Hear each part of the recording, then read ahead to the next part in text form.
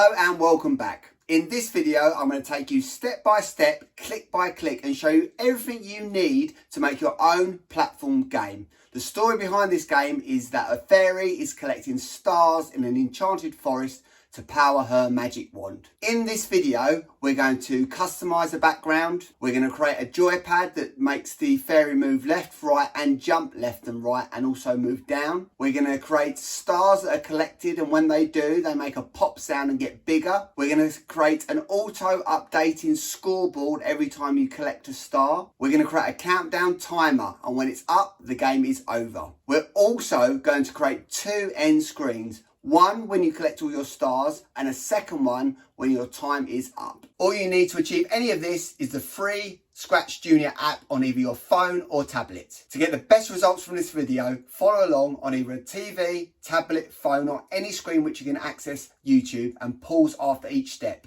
I highly recommend you go through this video first, step by step, and actually make the game yourself. Then watch the video again with the child you're teaching. This will make it easier for you to guide them because you'll be familiar with the steps. This video is 100% child friendly with no banned language or inappropriateness. I will be sharing this actual video with the parents, carers and children in my class. If you do need any extra help or have any questions, please leave a comment below or via the contact details on my website, email me and I will answer you as quickly as I can. Okay, let's get started. So the first thing we're going to do is open up Scratch and create a new project.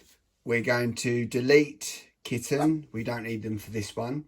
And first job is to create the custom background. So as our game is set in an enchanted forest, I'm going to select the jungle option, then go to paint, and we're going to edit this slightly. So if we take the scissor option, we can start cutting out some of the bits that maybe we don't need. And then press tick button, and there is our custom background. Now we do need to do an extra bit of customization, but first of all I just wanted to turn the grid on so I can see how big I need to make the panel at the bottom of our background. This panel is where we will house the joypad, and in the advanced version of the game, the scoreboard and the timer. Now I'm gonna create a panel that goes up to 5 on the vertical axis. So that's 5 squares on the vertical axis. So let's go back into our background, click on the one we've selected and already customized, go back to paint, and now we can add some extra customization features. So I'm going to go to the rectangle drawing function there. I am now going to count 1, 2, 3, 4, 5. So I want to start my rectangle here, go across and let go.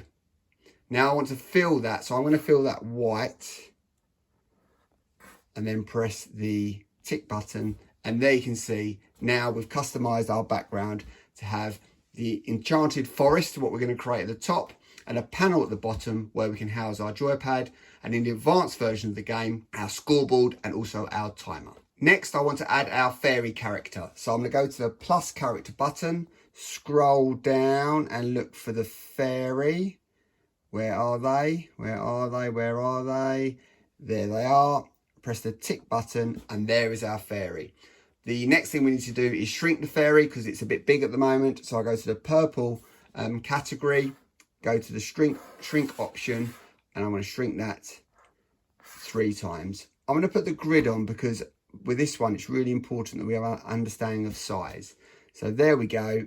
There is our fairy character, shrunk and ready to go. Next we're going to create our joypad buttons. So I'm going to go to our plus character button there, select the blank character and paint option so we can now create our own. I'm going to select purple because that's going to be our first button, and I'm going to select the square function and I'm going to create a square.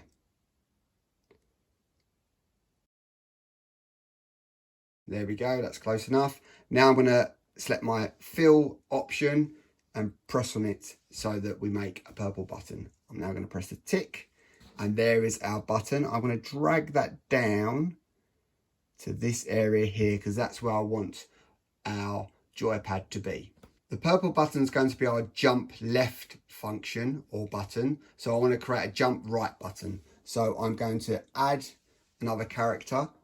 This time I'm going to revisit our purple square that we've just made, go to paint and fill it with green. So I want the jump right button to be green.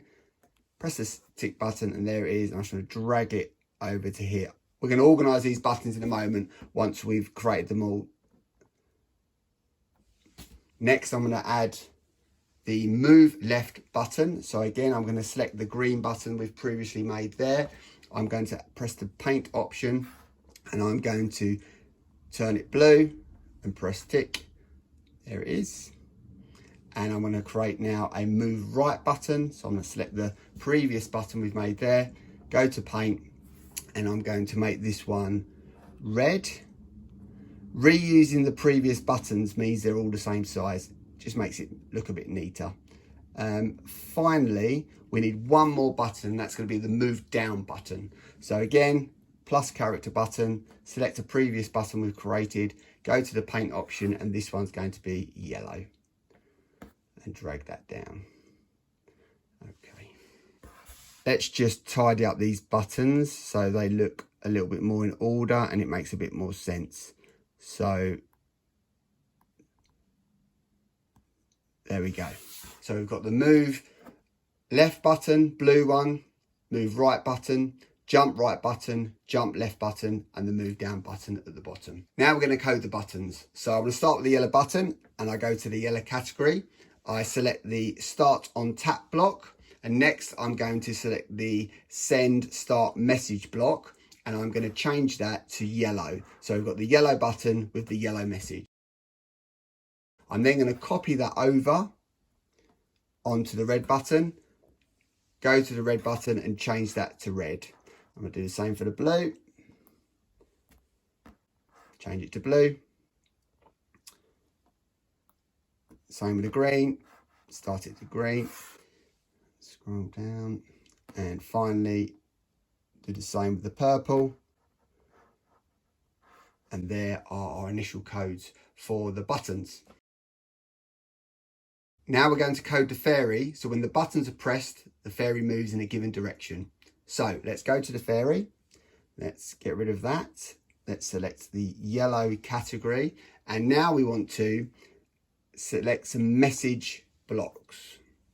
These message blocks will translate or receive the message from the buttons and execute a given action. So I like to organise them so they're similar to how the actual joypad is set up, so that it's a little bit easier for me to follow. So there are left move buttons, right move button, downwards moving button, and over here I'm going to add the purple. We're going to need two purples. I'll explain why in a second. And two greens. I think it's really important to organise your code blocks in a logical way so it's easier for you to follow. So let's start with the blue movement button. So when the blue message is received, I want the fairy to move left. So, and only one step. So we add that block and then we want it to end, so we use the end block there. Similarly, when the red message is received, we want the fairy to move right, and again we add the end of code block there. And when the yellow message is received, we want the fairy to move downwards, and again that's end that. So we've got our three basic movements there. Now we're going to code our jump left and jump right buttons. So when the purple message is received, i.e. we ask the fairy to jump left, what we want two things to happen. We want the fairy to jump up, up, and then come down. And also we want the fairy to move left. Then stop. So when the purple message is received, those two actions will be triggered at the same time. Now, because this is a platform game, we want the fairy to jump up onto a platform. So we want the fairy to go up 2 and then down 1, because it will be going up onto a platform. We also want the fairy to move across 2 when it's jumping, so it essentially moves diagonally. We're going to do exactly the same now with the right jump, but it will be moving right and not left.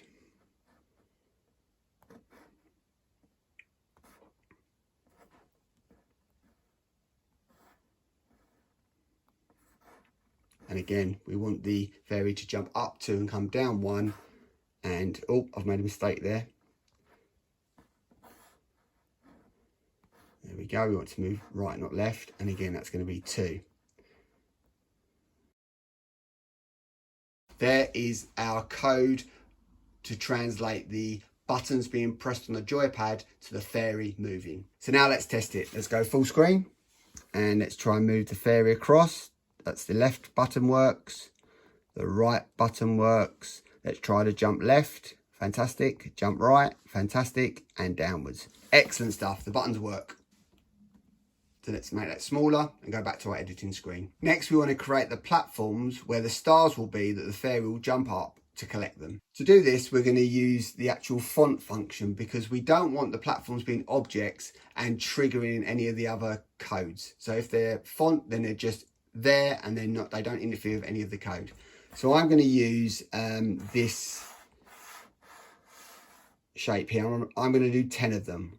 2, 3, 4, 5, 6, 8, 9, 10, and I'm going to do it to the second smallest size. I've had a bit of a play with this and used trial and error, and this seems to be the best size. So again, through trial and error, I found 8 platforms is best to fit everything in, and each platform will go up 1 square on the vertical axis. This reflects the code we've added here for the left and right jump. I'm now going to add another 7 platforms to join this one to make 8. I'm going to speed this up in the edit.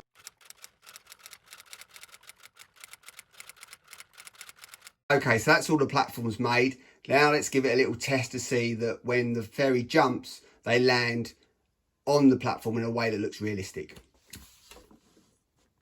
So along we go. I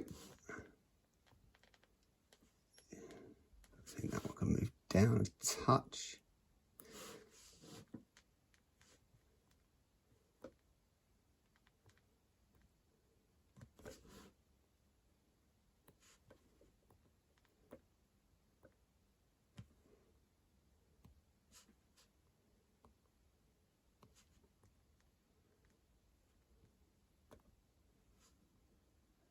Pretty good. Fantastic. So let's reset that. Now we're going to add the stars that the fairy is going to collect as they jump from platform to platform. So we're going to go to our plus character button, scroll down and find a star. I'm going to choose that one there and press the tick button, and there is the star. Fantastic. So let me move that onto the platform. Now we're going to code the star and then we're going to add the others. So what we want the star to do is when the fairy touches them, we want the star to make a pop sound, and then we want it to increase in size, then disappear. And also at the end, just to prepare us for making our scoreboard, if we choose to add one, we're going to add a send orange message. So let's go to our yellow category, start on bump. We're then going to go to our audio category and add the pop sound. Next, we're going to go to the purple category and we're going to want the star to increase in size. I'm going to change that to a 10. And then what we want is we want the star to disappear. Finally, as I said, we're going to add the start on send message block and keep it as orange because we have not used orange yet. So let's test it. So we're going to move the fairy across, get them to jump up. Fantastic. Let's reset that. Let's try again. Move across. Brilliant. So let's reset and add some more stars. So where is our star? They're at the bottom, I think, somewhere. There they are. Okay, let's put that onto this platform. Let's add another one.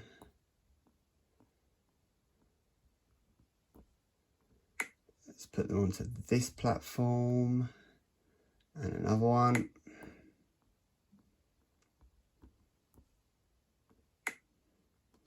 This one, another one.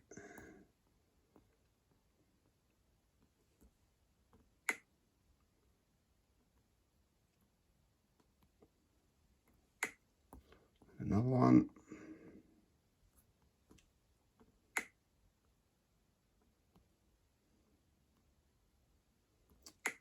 Two more.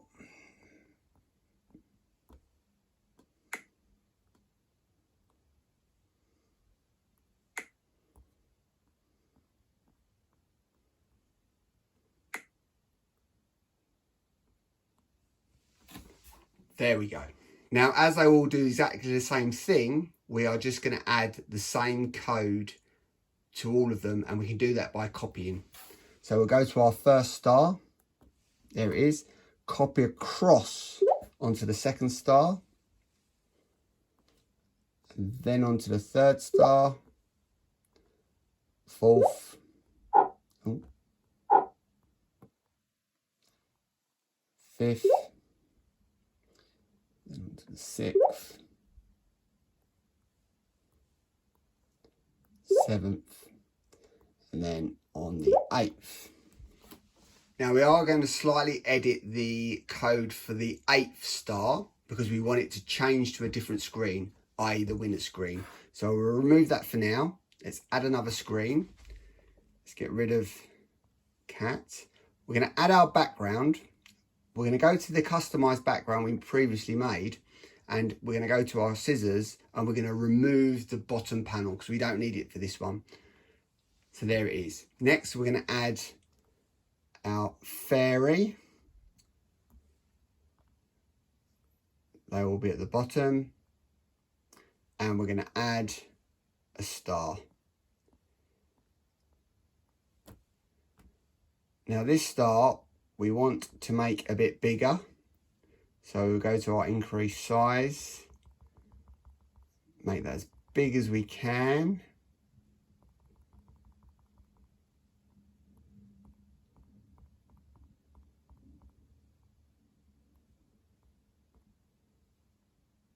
There we go, and let's add some text. Winner. Size, we can try and get that in the middle of the, let's make that a bit smaller. Lovely. And what we want the star to do is we want, when we come to this screen, we want the star to spin around. Great. So let's go back to our previous screen.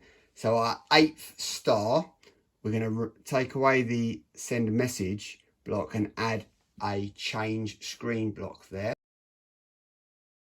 And so now what should happen is when the fairy collects the 8th star, we should move to the winner's screen, and that'll be the end of the game. So let's go full screen and let's try. So off we go. So we go across.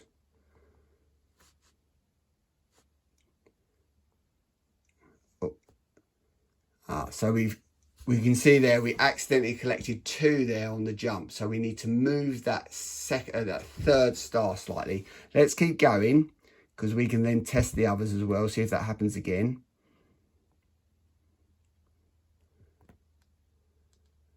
It does, but let's see if we can get to that winner screen. Fantastic. So the code works. Let's stop that and make it small. Reset, go back to our initial one and reset. We need to move some of these stars around, so let's move this star slightly that way, this one slightly that way.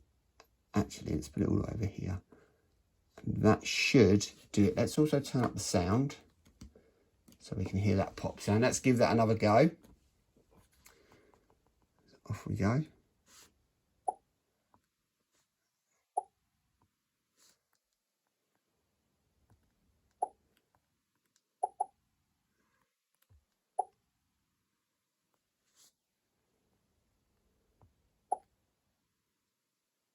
Great, so the code still works. We've just got to try and move those around a little bit.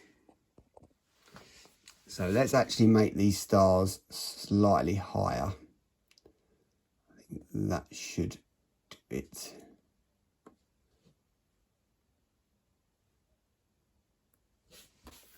Okay, let's try that again, one more go.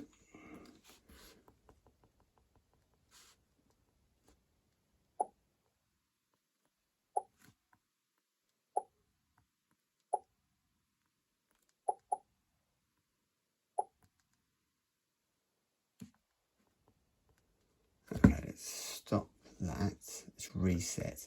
So this one's still, let's put that there.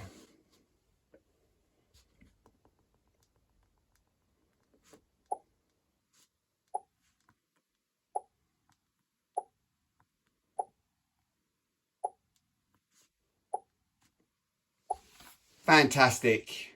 Brilliant job.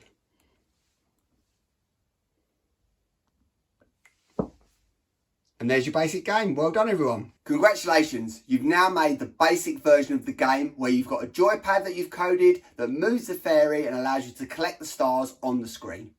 Next, let's look at the advanced version where we can add a scoreboard and a countdown timer. Next, let's make our scoreboard. So first thing we're going to do is go into the text function to our emojis and find a star. Fantastic. And then what I'm going to do is do eight of these. 2, 3, 4, 5, 6, 7, 8. So we're going to create a scoreboard where an arrow points to the stars every time we collect them. Spaces are really important, and also we need it the second smallest font size. That allows it to fit nicely in here and almost be 1 square per star. So again, this was a bit of trial and error from me, and I found this is the best size to make the scoreboard look as effective as possible. Next, we need to create an arrow character to point to the stars as we collect them. So I'm going to go to the add character button, go to our blank character and go to paint. I'm going to use the triangle function, and I want it in black, to create the top of the arrow, and then the rectangle function. Oh, don't quite like that, it's not quite in the middle. Let's try again. Oh, that's better. And then I'm going to fill that, and there's my arrow. I press tick, and I'm going to bring it down to here. It's a bit big at the moment, so let's make it a bit smaller.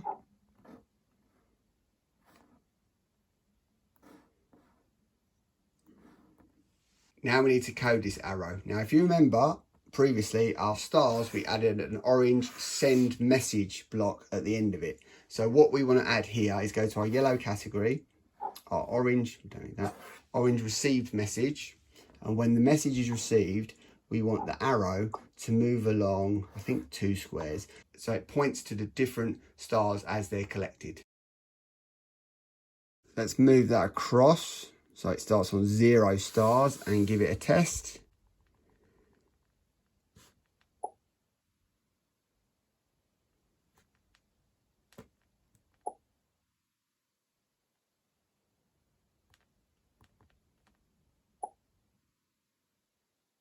Okay, I think if we make the stars slightly smaller,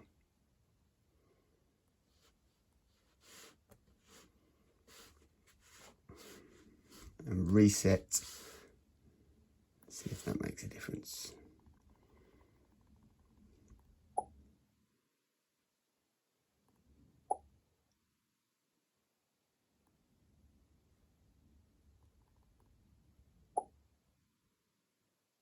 That's better. Now we need to create our timer. So this timer is going to be a countdown timer, and when it expires, the game will end and we'll show a time's up screen.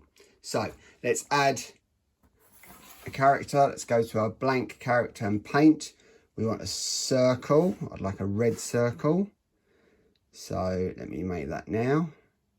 Fantastic. And let me fill that. Great. Now I want that to go over here. Now I want to add an arrow that spins around like a hand on a clock. So I could use that previous one I've already made.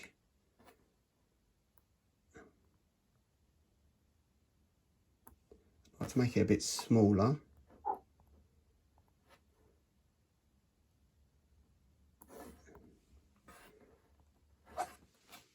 Now I want to code it. So I'm going to code the arrow, because that's the bit that's going to actually do something. The red circle is just going to be there. So when I press the green flag, I want that to start the timer. So that's going to start the game. I want the clock, sorry, the hand of the clock to rotate. I want it to rotate 1, and there's 12 rotations available before it makes a full circle. And I want it to wait. Now, each one of these is a tenth of a second, so I want this to be about 24 seconds. So I'm going to make that as 20. Then what I'm going to do is I'm going to put that inside of a repeat block.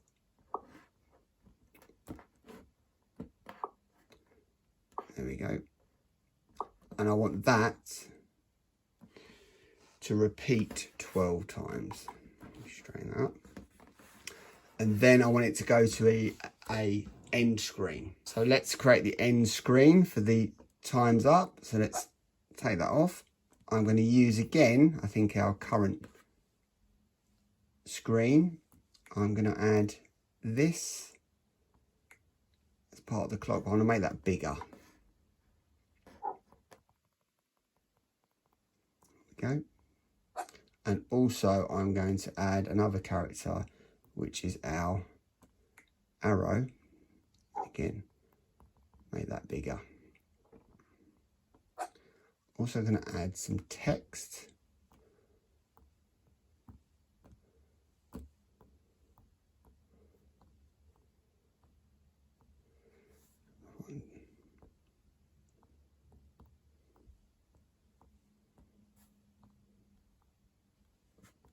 There we go. Let's make that as big as we can. Fantastic. And let's also code this so there's a bit of movement. So on the green flag, I want that just to rotate, and I want it to do it forever. Fantastic. Let's go back to our code here. Let's add that as the end screen. Now let's test it. So if I press the green flag, you can see that it's moving. Doesn't look great. I think if I stop that, let's reset. Let's put that more in the middle. I think that'll be a little bit more effective. Let's try again. Oh, there we go.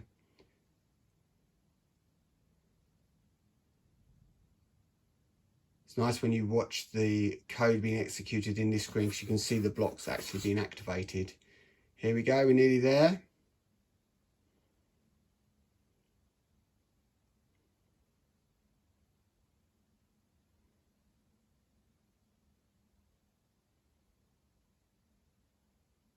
Brilliant, there we go, fantastic. So let's stop that, go back to our screen, reset. Now let's test the whole game on full screen. So we're ready to go, green flag to start, and off I go.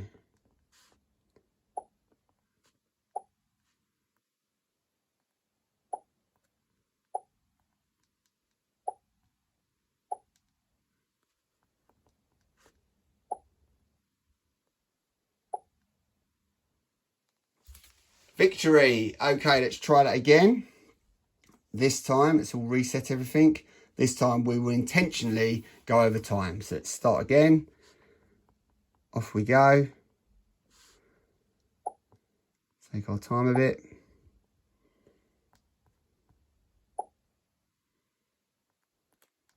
Scoreboard's working well. Auto updating as we go along. I'm going to just hang out here for a bit, see what happens. I'm going to run out of time. Time is up. Fantastic. And once again, obviously, we can stop that, go back to our editing screen. If we want to change anything, including if it's too easy, we can make the time a bit shorter. Well done, everyone. Great job. Congratulations and well done on making your own platform game using ScratchJr on your mobile device. Please share with me any modifications you've made to make it even better. If you do need any extra help or support, you can find my contact details on my website and also a dedicated page with extra resources. I'll add the link in the description. Once again, well done. I hope you enjoyed the video and I look forward to seeing you next time.